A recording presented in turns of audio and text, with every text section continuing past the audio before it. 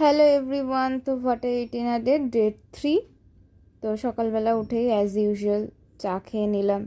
তারপর আজকে একটু ভাজাভুজিও খেতে ইচ্ছা করছিলো সকালবেলা, সেই জন্য মাকে বললাম একটু পেঁয়াজি করতে।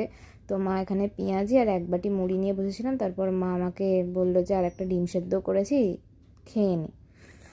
ডিম সেদ্ধ খেয়ে নিলাম। তারপর দুপুরবেলা ছিল হচ্ছে ঢ্যাঁড়স পেঁয়াজ দিয়ে একটা তরকারির টকের ডাল, ওই সকালের পেঁয়াজু ছিল।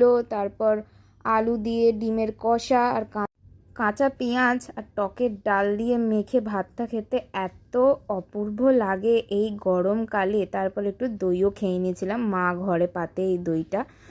তো প্রত্যেক দিনই পাতে, তো প্রত্যেক দিনই আমি দুপুরবেলা ভাত খেয়ে খাই। আর রাত্রির বেলা হচ্ছে পটল কুমড়ো আলু ছোলা দিয়ে তরকারি ছিল। আমি যেহেতু কুমড়ো খাই না, তাই আমি শুধু আলু আর পটল থেকেই নিয়েছিলাম, আর সাথে তো ছিল ছোলা। ব্যাস, দ্যাটস ইট।